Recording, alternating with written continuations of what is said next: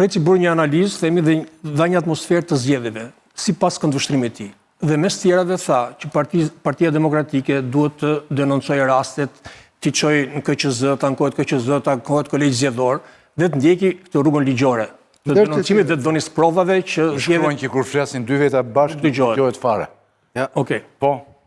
Ne tani nuk kemi mbledhur të diskutojmë se pse sfitoi Partia Demokratike. Mund ta bëjmë dhe këtë gjë.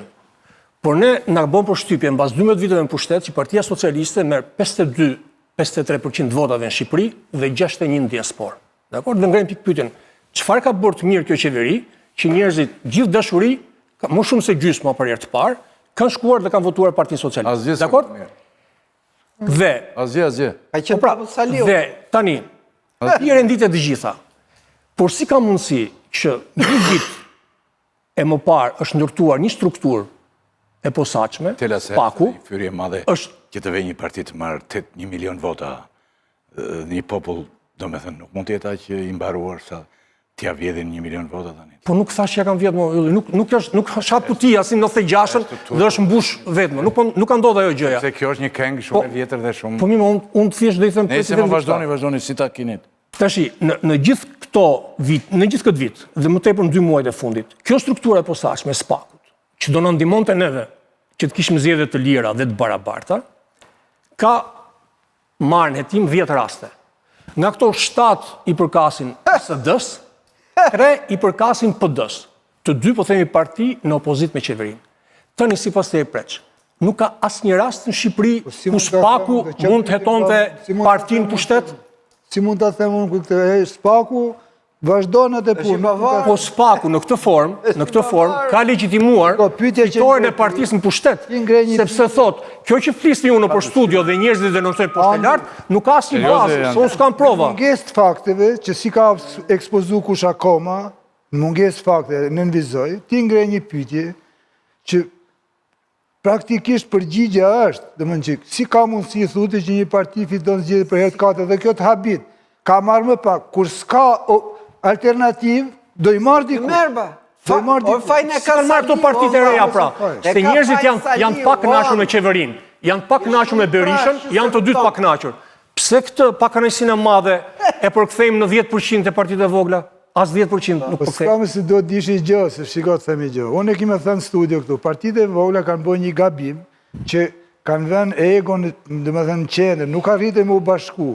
Këto vota shpërndan, po t'ishin bashku, ata merrin rreth 180. Pse kanë shkuar atje pra, te pushteti? Sepse ata kush? Nuk i kanë marrë votë, nuk janë bashkuar. Po të bashkoheshin, po ta them dhe herë, Andi. A ka qenë gonsheu? Por mund të merresh edhe më pak po të bashkoheshin ato. Kjo është analizë për partitë e vogla.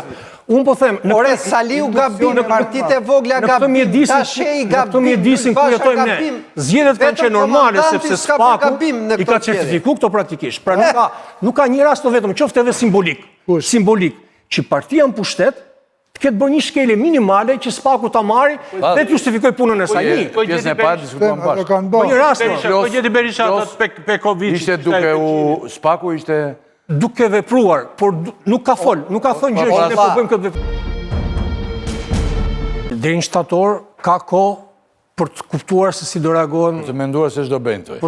Jo, në kuptimin që, domethënë deri në shtator ka kohë për të bërë këto denoncime nëse gjejmë prova, ka kohë për të kuptuar se si do jetë reagimi ndërkombëtarëve në raport me atë që do bëj PD-ja, ka kohë për të lexuar raportin e plot të OSBE-ut për të kuptuar të gjithë se çka ka ndodhur në zgjedhje. Por një parti që hyn në zgjedhje dhe gjatë një muaji thotë ne do fitojmë sepse kemi programin më të mirë, duke ditur shumë mirë se çka kanë përballë, kjo është edhe të manipulosh pak a shumë mendimin e atyre që 500 vetave që të kanë shkuar të votojnë. Se çfarë do bëj PD-ja është përgjegjësi, sepse ka. Kur themi PD-ja, tash ne nuk kuptojmë Berisha. Po qartë. Pra, kjo dilema duhet zgjidhur për më tej. Ka kjo ka rëndësi se tek full është ai shkedi. Mirë, ka vënë. Mentor, Jan Nazarko. Jo të lutem, pret. Por kjo PD ka parë edhe në 97-ën, ka pas edhe 25 deputet në 97-ën. Edhe është rikthyer. Kështu që ka të gjitha mundësitë për ta bërë. Berisha atëre ishte 97, 2007, 2017. Në ditën më të zgjedhjes, si po ne themi këto zgjedhje, 500.000 veta kanë votuar PD-n. Prap. Dita më e zezë është kjo. Erojo- Majk, 501 kanë votu. Me Dakor? gjithë të shantazh, presion, eroje. Kjo është edhe një vot kundër Ramës. Po këta janë të deklaruar kundër Ramës, më, Ylli. Dakor? Këta votojnë kundër Ramës, 500.000 vete. Eroje, Dakor? valla. Po pra. Sjelljet e politikanëve raportohen me numrat e vota. Pra ata sillen në atë mënyrë që të marrin më shumë vota. Dhe me që Bushati tha, unë përfaqësoj shumicën, mbase po të ndjekin çfarë thot Bushati, do marrin më shumë vota zgjedhjet e ardhshme, por nuk na rezulton kështu. Do sa herë që kanë bërë nga këto gjëra që ka thënë Bushati, është kënaqur më shumë Rama. Pra në mënyrë të pavetdijshme ose të vetdijshme, ata i kanë bërë shërbim Ramës me këto tezat. Mos shkojmë në parlament, do denonsojmë ndërkombëtarët, pra duke rënë një muri ose disa dyreve që sapen kurrë. Praktikisht i kanë bërë shërbim Ramës për ndet pushtet pafund. Pra këtë kuptim se me që thëj Shërbejnë duke luftuar shumë ashpër. pikërisht, domethënë Kjo është e lexueshme. unë mendoj si Shumica. Shumica është e pakënaqur nga Rama. Flas Po ti nuk më ndihet e shumë, përfaqësuar jo, nga jo, jo. Berisha, jo, kështu teti Po, çfarë. se kam asnjë. Ti mbase Kam këtu. kurrën të flas atë në emër të Shumicës. Jo, vetë thej që parë që unë mendoj si Shumica që janë kundër, po është e vërtet, po Shumica nuk përfaqësohet nga Berisha. Dhe Berisha ka mundur që të fitoj, në 2005 dhe kemi mbështetur dhe ne, vetëm kur e hapi fizarmonikën e interesave të figurave, kur ishte i moderuar si ta preshi, kur afrua me perëndimin, kur afrua me perëndimin. Por hemoragjia... Sot ai është kundër perëndimit, e kupton? Është kundër grupeve të forta, domethënë grupeve. Nazarko, se ti kemi jetuar... Për mua s'është Berisha kundër perëndimit. Berisha është një kalkulator sharlatan që nëse kalkulon gabim, shkon nga Trumpi, bëhet me Trumpin, por nuk është kjo çështja fare. Po kjo pra, po flisim për atë zgjidhje që ti propozove. Zgjidhja që ti propozove është me karakter vetvrasës. Jo, zgjidhja që i pëlqen shumë Ramës. Ti në mënyrë të pavetdijshme e ndihmon shumë Ramën. Do nuk e di. Mi më diskutojmë edhe shumë mirë.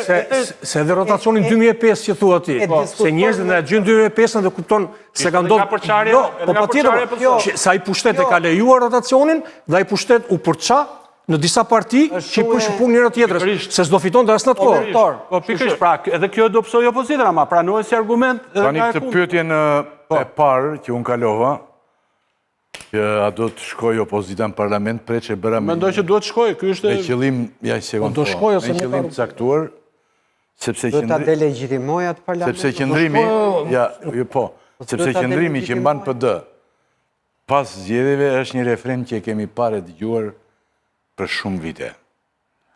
Në gjitha zgjedhjet që kur ka ardhur Edi Rama në pushtet, kemi 13 vjet që dëgjojmë këtë lloj refreni ndaj e bëra atë pyetje.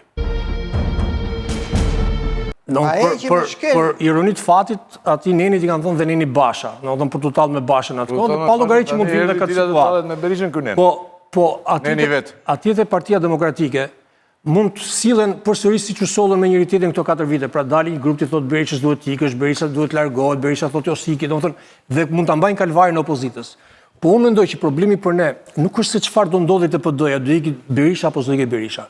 Problemi është se si do sillen me ne këta në majorancë që kanë 83 mandate në qeveri, dhe se si do jetë reagimi i çdo qelize të këtij pushteti duke pasur këtë forcë.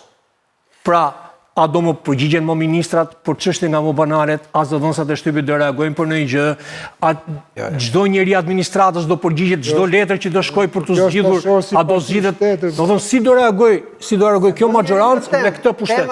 Ky është problemi. Ky është nga shtator, janë 83 që mund të bëhen lehtësisht edhe 94, nëse këta që janë këti 50 ca vetat që janë përballë, mund të shkojnë lehtësisht të bashkohen. Tani si e kishe ti këtë doktor? Tiki thotë. Mentor.